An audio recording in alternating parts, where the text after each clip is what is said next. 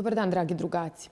Na današnjem času bavit ćemo se analizom likova Karenjina i Vronskog. Naravno da nećemo time iscrpeti sve likove, analizu svih likova u samom romanu, tako da ako ostanete do kraja časa vidjet ćete čime ćemo se još baviti, odnosno čime ćete se potencijalno vi baviti. Sve što budemo koristili na ovom času nalazi se na mom blogu, dostupno vam je bilo kada. Dakle, prvo pitanje je ko je zapravo Aleksej Karenjin, osim što znamo da je Anin muž.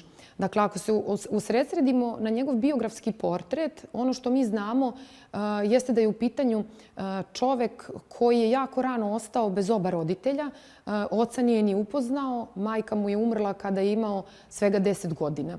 Zahvaljujući svom bogatom, darežljivom i sposobnom stricu, Karenjin je upisan na najbolje ruske škole tog vremena i završio ih je naravno sa najvišim odličjima.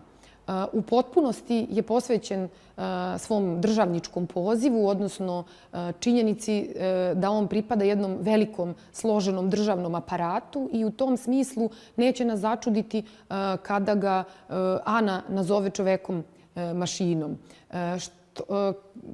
Zanimljivo nam je uvek da pratimo likove u romanu, ne samo u ovom, u svakom drugom, ali u ovom naročito, onako kako ih doživljavaju drugi likovi.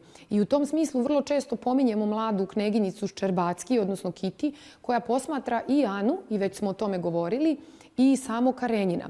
Kada vidi Karenjina, ona kaže on joj deluje nekako prozaičan, običan, prost, a pored njega stoji žena koju, kako Kiti kaže, ona vidi i doživljava kao ženu satkanu od snova i od poezije. Već tada vam je jasno da je između dvoje supružnika jaz očigledan, a on će postati i bolno jasan onog trenutka kada se u njihovom životu pojavi mladi Vronski.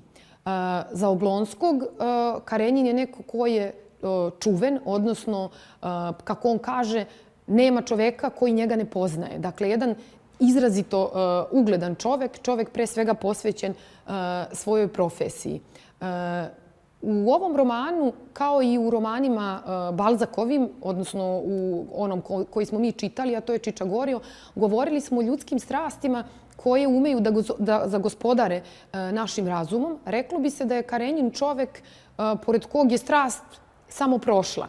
Međutim, to ne bi bila istina. Karenjin takođe, pod znacima navoda, boluje od jedne velike strasti, a to je častoljublje.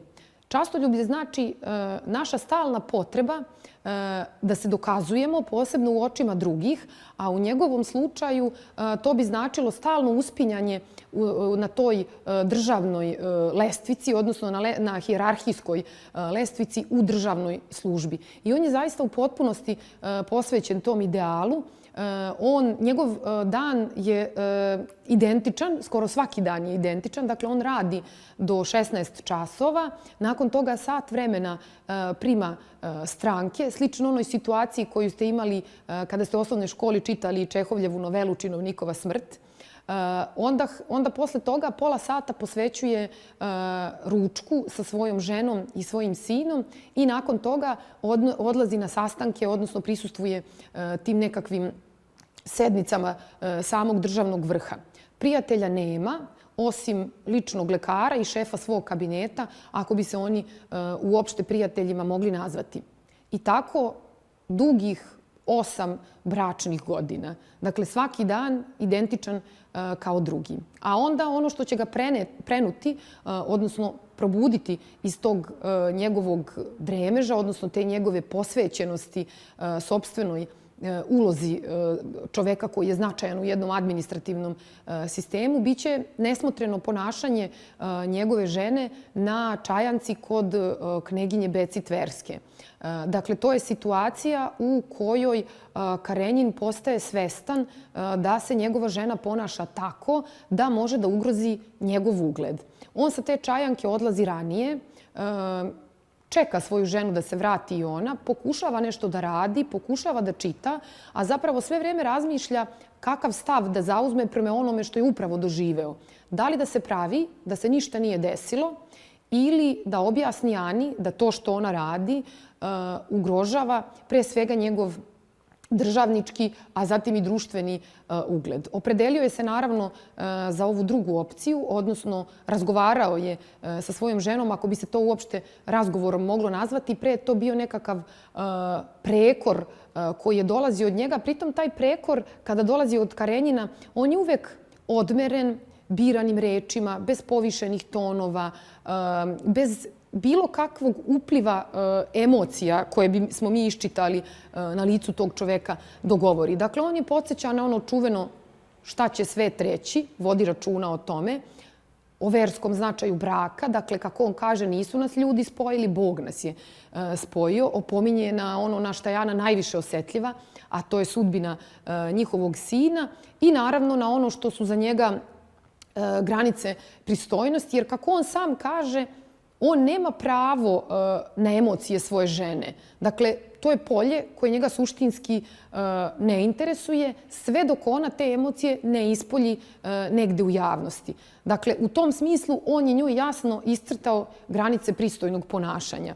Svi njegovi nalozi, i to smo pominjali i na prethodnom času kada smo se bavili likom Ane Karenjine, ne dolaze od srca, dolaze isključivo od razuma i on od Ane traži nedvosmisleno, mada on to neće direktno iskazati, ali svaka njegova poruka se nedvosmisleno iščitava, on od Ane traži da nosi društveno prihvatljivu masku. Odnosno, da ako želi, ona se može baviti svojim emocijama na jedan način koji njemu sigurno nije prijatan, ali dok god to ne izlazi u javnost, sve je u najboljem redu. I na kraju javno poniženje koje on doživljava na hipodromu nateraće ga da se čak i njegove emocije uzburkaju, pa kada se te emocije stišaju, kada on objasni sebi da nije on kriv, a da Ana neizostavno mora biti kažnjena, odnosno nesrećna, on će sesti i napisati joj opet jedno odmereno pismo u kome čija će suština biti život mora teći kao što je pretekao. Međutim, za Anu život ne može i ne mora teći kao što je pretekao, pre svega zato što život sa Karenjinom ne teče. Dakle, život sa Karenjinom za Anu, kada je najzad videla taj život pravim očima, je jedna ustajala žabokrečina, jedno mrtvo more u kome ona više obitavati ne može. I Karenjin dalje prolazi sam svoju golgotu, jer svi učesnici ovog ljubavnog trougla na neki način stradaju i to nam mora biti sasvim jasno i očigledno. Iako je Karenjin lik koji nije simpatičan ni mnogim likovima u romanu, pa nije simpatičan i čitaocima, ali bilo bi nepravedno zaobići tragiku ovog čoveka koja se evidentno dešava pred našim očima. Dakle, on smatra da Ana mora biti kažnjena za svoj prestup i ta kazna je dosta surova i smišljena u dosluhu sa njegovom prijateljicom Lidijom Ivanovnom. Zanimljivo je recimo da o kazni njih dvoje razmišljaju, a da su pritom tako predani religiji, posebno Lidija Ivanovna. Dakle, u čemu se sastojala ta kazna? Karenjin je odlučio da svojoj ženi ne da razvod, dakle ona će zauvek živeti u tom limbu, limb je predvorje pakla, da bi se naravno samim činom samoubistva uputila direktno u pakao. Njena deca pripadaće Karenjinu, nosit će njegovo prezime i možda je najmonstruozniju kaznu za Anu smislila upravo Lidija Ivanovna, koja se bavi, uslovno rečeno, seriožinim vaspitavanjem i ona dečaka vaspitava tako da je otac svetac, a da je majka mrtva. I setite se onog strašnog iznenađenja kada se Ana pojavi da vidi sina i kada dečak shvati da zapravo majka nije mrtva. I u tom smislu postoji svojevrstan paradoks između Karenjinovog hladnog rezonovanja, jer on to sve vreme radi, i između njegove potrebe da hrišćanski prašta. To su dve nespojive stvari. Kako možemo biti razumski rešeni da nekoga kaznimo, da mu nanesemo bol i da taj neko pati, zato što i mi patimo, a sa druge strane da govorimo o toj hrišćanskoj potrebi da nekome oprostimo. U tom smislu Karenjin je i sam sebe osudio na neku vrstu limba u kom će on tavoriti dok god je živ, jer ne zaboravimo, za njega je najstrašnija kazna činjenica da je javno osramoćen. Dakle, nije njemu problem što je njegova žena preljubnica, njemu je problem šta će svet reći. Ko je mladi Vronski? Dakle, on pripada onom krugu Petrogradske zlatne mladeži i ovu sintagmu smo koristili, ako se sećate, kada smo obrađivali Puškinov roman Evgenij Onjegin. I tada smo rekli da zapravo Onjegin pripada tom konkretnom društvenom krugu. Dakle, to je krug mladih ljudi, izuzetno dobro obrazovanih, sa visokim intelektualnim stremljenjima, aristokrata, bogatih, koji život provode pre svega u zabavi i osvajanju ženskih srca. Naravno, bitna je razlika, pošto govorimo sad o epohi realizma, bitno je da napravimo razliku između Vronskog i Onjegina. Vronski, za razliku od Onjegina, ne pati od onog čuvenog romantičarskog splina, odnosno čamotinje. Dakle, to nije čovek koji melanholično tuguje nad svojom sudbinom i sudbinom ovog sveta. Naprotiv, on je čovek koji me je pre blizak hedonizam epohe humanizma i renesanse. Hedonizam bi značilo apsolutno uživanje u svim čarima koje vam život pruža. Opet uzimamo u obzir perspektivu drugih ljudi o glavnim likovima. Za Oblonskog, Vronski je aristokrata, međutim Ljevin se neće složiti sa ovom ocenom i podsjetit će Oblonskog na mutno poreklo mladog Vronskog, odnosno kazat će mu da je njegov otac titulu i bogatstvo stekao pre svega spletkarenjem, a da njegova majka, iako gospođa čuvena, ima, kako to kaže Ljevin, imala je mnoge romane o kojima bruje aristokratski petrogradski krugovi. Mnogi romani značili bi puno ljubavnih veza. Što se tiče kneginjice Ščerbacki, on za nju ne može biti ništa drugo nego vitez koji kao da je izašao iz romana koje je ona čitala, ne bi li osvojio njeno srce, i ona ga vidi u onoj njegovoj sjajnoj uniformi sa osmehom kojim osvaja sve i sa tim divnim blistavo-belim zubima. Pominjem vam ove sitne detalje, pre svega te blistavo-bele zube, jer na kraju romana, kada Vronski kreće u srpsko-turski rat, on će patiti od nesnosne zubobolje. Što se tiče strasti koja opseda ovog mladića, ona bi pre svega bila ljubav, jer je Ana njegova prva, prava, iskrena i potpuna ljubav. Dakle, njihovo putovanje u Italiju jeste period njihove zanesenosti. On je potpuno opčinjen njome, potpuno joj je posvećen. On se jedino tamo bavi slikarstvom, razgledaju sva ona umetnička dela koja Italija može da ponudi i što se njega tiče, oni uživaju u potpunoj i apsolutnoj ljubavi. Na ruskom selu, opet, kažem, što se njega tiče, ta ljubavna idila se nastavlja, a zapravo je već u Italiji zasejano to seme nerazumevanja između Vronskog i Ane. Dakle, sa jedne strane imamo Anu koju opseda ljubomora i posesivnost, odnosno potreba da oni stalno budu zajedno, jer ne zaboravimo, ona je ta koja je usamljena, ona je ta koja ne može da izađe u javnost, odnosno u društvo, a sa druge strane je on koji nosi svoj lični teret i taj svoj lični teret on će jednom prilikom i opisati kada on kaže da je njegova sudbina sa Anom strašna samo iz jednog razloga. On tu ženu jako voli, vrlo joj je posvećen, ali ga muči to što ona ne može da dobije razvod, odnosno što njihovo dete nije njegovo dete, odnosno što njihovo dete nosi prezime Karenjin. Na kraju, kada se suoči sa strašnom istinom, odnosno sa istinom da je Ana izvršila samoubistvo, on čitavih 6 nedelja ništa ne jede, vrlo je, u najmanju ruku bismo rekli, vrlo je potrešen, gotovo i da ne možemo da opišemo tu tragiku koja ga opseda u tom trenutku. Nad njim se neprekidno bdije iz straha da ne izvrši samoubistvo.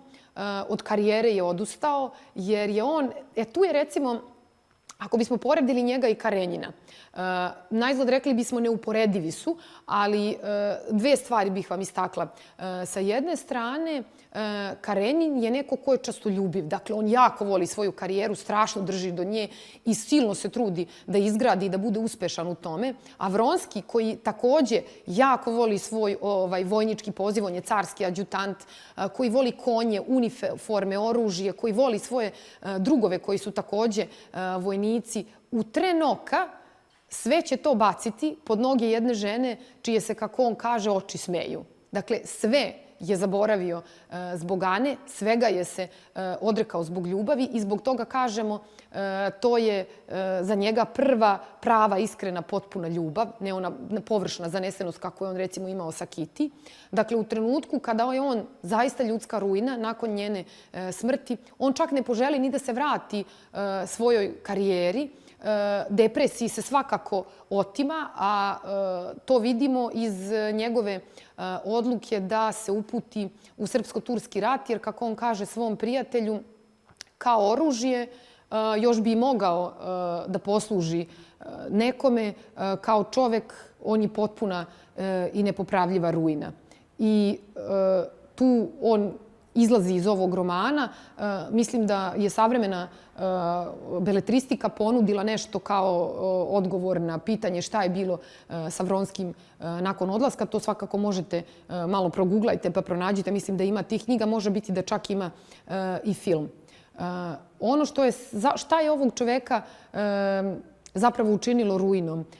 Ne samo sve ono što je se dogodilo za tako kratko vreme u njegovom mladom životu, nego i to što je zaista Ana, ili kako je on opisuje, žena koja je tražila i nudila sreću, zauvek ostala u njegovom srcu, ali pre svega je ostala slika njenog mrtvog tela, gde se on seća njene kose, guste kose, zalepljene za slepočnice, otvorenih očiju i izraza lica na kome je on iščitao kajanje. I to je ono što će ga, bojimo se svi, progoniti do kraja života. Taj izraz kajanja koji je njemu usadio u srce sumnju da ono što je ona odabrala je bilo na kraju nešto što ona možda potencijalno nije želela. E sad, šta bi bio domaći zadatak? Pošto su likovi ovog romana jako interesantni i ima ih dovoljno da zaslužuju vašu pažnju, moj predlog bi bio da se pozabavite Ljevinovim likom. Dakle, preživećete i onu scenu sa kosidbom, ne traje ni to beskonačno dugo, nekome se to dopadne, neko to preskoči. U svakom slučaju posvetite pažnju ovom liku, zato što mislim da je zaslužuje, mislim da će vam se dopasti, bar je moje nastavničko iskustvo tako da zauzimate različite stavove prema njemu i taj svoj domaći zadatak možete uraditi ili u Wordu ili možete čak da uradite i u PowerPointu, ni to nije loša ideja i ja bih voljela da mi pošaljete vaš zadatak da vidim kako ste to uradili i da stavim na moj blog. Što se tiče onoga što nam je ponudio internet, ovo bi za vas bilo jedno malo istraživanje. Lik Vronskog, Tolstoj je napravio, to se zove prototip, dakle kada imate nekoga ko je stvarno postojao pa prema njemu pravite književni lik, naravno da ne doslovno postoje umetničke slobode, dakle da otkrijete ko je taj čovek prema kome je Tolstoj napravio Vronskog i legenda kaže, zvuči odlično, ali ne znamo da li je tačno, da je taj čovek rekao, budući da je učestvovao u Srpsko-turskom ratu, ako poginem, srce mi ostavite u Srbiji, a telo prenesite u Rusiju. Dakle, ako se malo pozabavite guglanjem, otkrićete ne samo ko je bio prototip za lik Vronskog, nego ćete i otkriti gde mi verujemo da je sahranjeno srce Vronskog u Srbiji. Dakle, potražite, vidite, mislim da će vam se ta priča dopasti. Da li je istinita, ostajemo da prosudimo sami. Toliko do sljedećeg časa. Vidimo se.